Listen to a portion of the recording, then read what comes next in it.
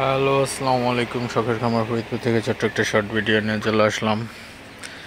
আজকে হচ্ছে আমার ব্রয়লার মুরগির আর কি বিক্রি করার জন্য কথাবার্তা বলতেছি। তো কালকে মুরগিগুলা বিক্রি করে দেবো ইনশাল্লাহ। তো মুরগিগুলার ওয়েট 2.5 কেজি করে হয়ে গেছে সব। তো আর বেশি দিন রাখবো না, তো কালকেই মুরগিগুলা সেল দিয়ে দিব ইনশাল্লাহ।